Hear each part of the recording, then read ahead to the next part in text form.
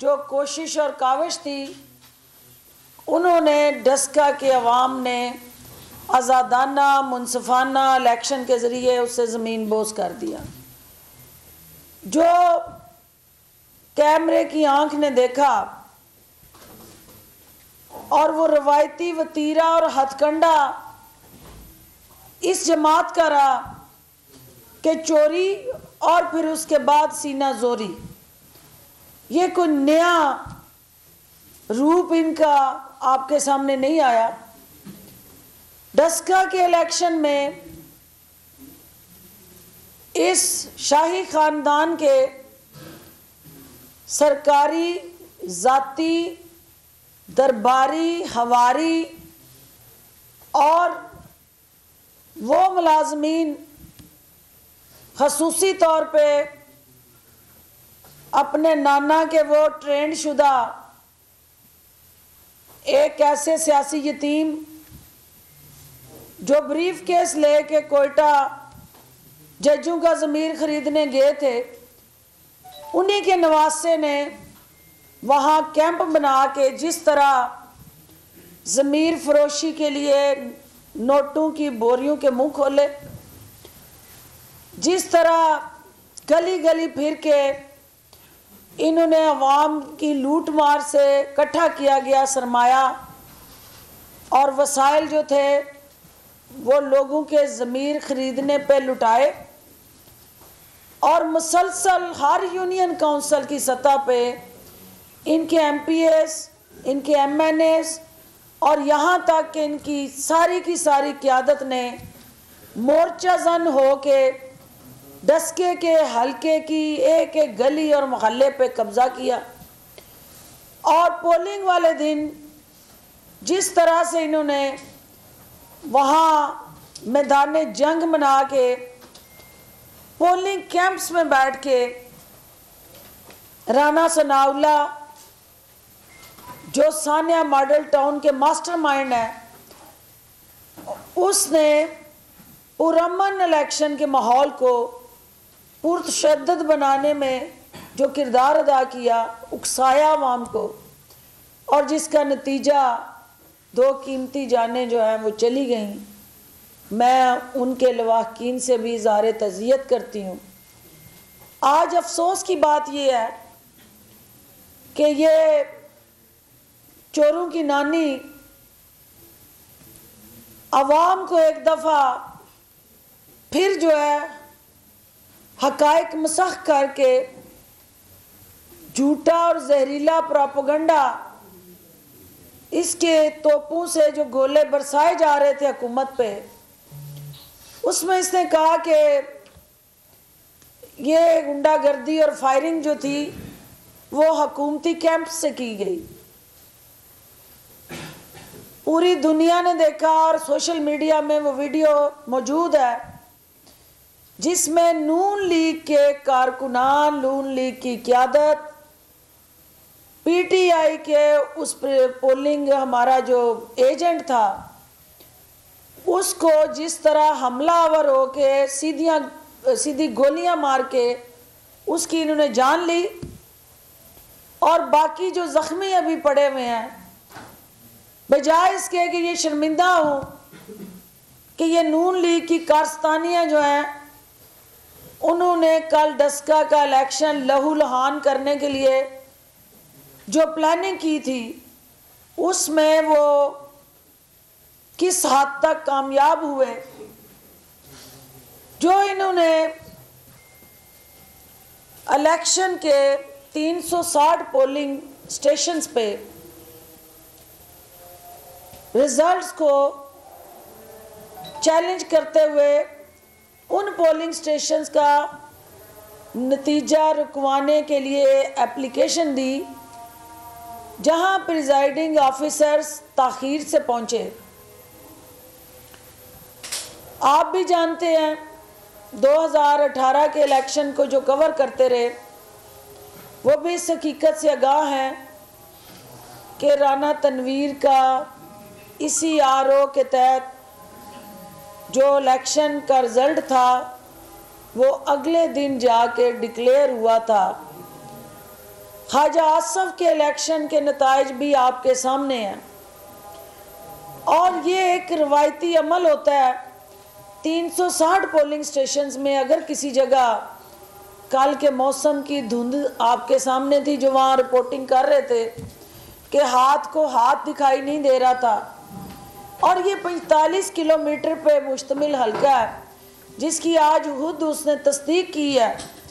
कि ये हल्का दूर दूर देहात तक फैला हुआ है,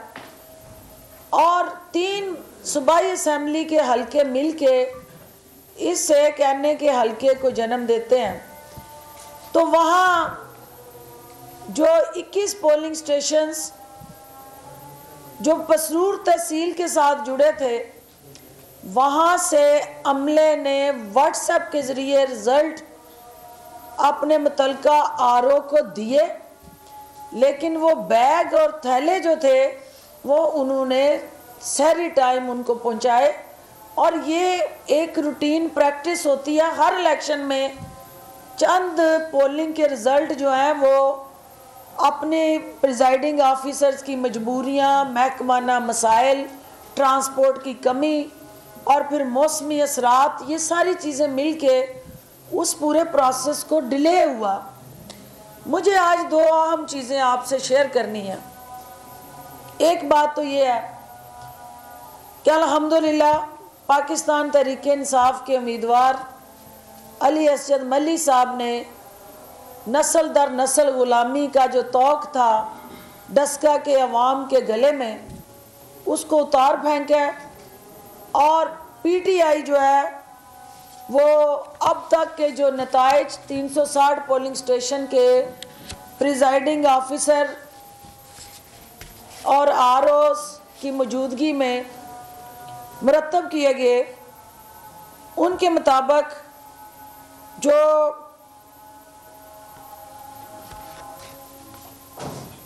1,10,957 जो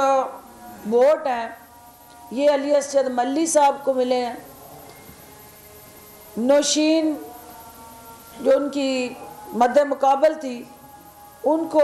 1,01,879 वोट मिले हैं। इसके मुताबिक जो है वो पीटीआई की जो जीत है वो तकरीबन जो है वो 9,078 वोट की बनती है। इसको अगर आप एनालिसिस करें इस इलेक्शन का, तो ये वो हल्का था जो 2008 में पीटीआई वर्सेस पीटीआई और इंडिपेंडेंट्स ने इलेक्शन कॉन्टेस्ट किया। इस इलेक्शन के अंदर जो आज़ाद उम्मीदवार थे उस्मान खालिद, उन्होंने पीटीआई की हमायत का ऐलान किया। जो हमारा स्प्लिट वोट था, जो हमारे एमपीएस इंडिपेंडेंट पार्टी की टिकट ना मिलने की वजह से उस हलके से लड़ रहे थे, वो वोट भी एक जगह कंपाइल हुआ और अल्टीमेटली वो पीटीआई की जो स्कैटर्ड स्ट्रेंथ थी वो एक जगह इकट्ठी हुई और हम अपना वो वोट जो जनरल इलेक्शन में स्कैटर्ड था उसको एक यूनिफॉर्म पॉलिसी के तहत पीटीआई के कैंडिडेट की हमायत में जो पीएमएलएन का वोट था उसमें कमी आई। लेकिन अगर उनकी भी स्टैटिस्टिक्स आप देखें तो उनके जो अपना वोटर था नून लीग का, उसको कोई ज़्यादा फ़र्क वहाँ पे भी दिखाई नहीं दे रहा। जो ये वावेला और प्रोपोगंडा है, हमारा रिटर्निंग ऑफिसर साहब के हवाले से जो तहफ़्फ़ुज़ात हैं, जो पहले दिन से आसन इकबाल साहब के हलके से नारोवाल इलेक्शन कमीशन जो है वो ऑफिसर जो है उसको यहाँ इस हलके का रिटर्निंग ऑफिसर बनाते हैं। ख्वाजा साद रफ़ीक के हलके से डिस्ट्रिक्ट मॉनिटरिंग ऑफिसर जो है उसको तैनात किया जाता है। मुसलसल डिस्ट्रिक्ट मॉनिटरिंग ऑफिसर और रिटर्निंग ऑफिसर जो हैं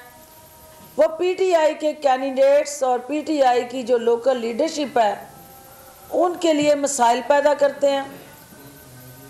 कई नोटिस उनको इशू करते हैं और जो पीटीआई के मुखालफीन हैं उनके हवाले से वो आंखें बंद करते हैं। वो तमाम तहफ़्फ़ुज़ात जो पीटीआई के वर्कर और लीडरशिप वहाँ ऑब्ज़र्व कर रही थी वो पार्टी के नोटिस में ला रही थी, लेकिन चूँकि हम हुकूमत हैं, हम ये नहीं चाहते थे कि हम उन आरओज़ और उन डीएमओज़ का जो पर्सनल कंडक्ट है उसको अदारे के कंडक्ट के साथ जोड़ें। सब्सक्राइब करें और बेल दबाएं ताकि कोई खबर रह न जाए।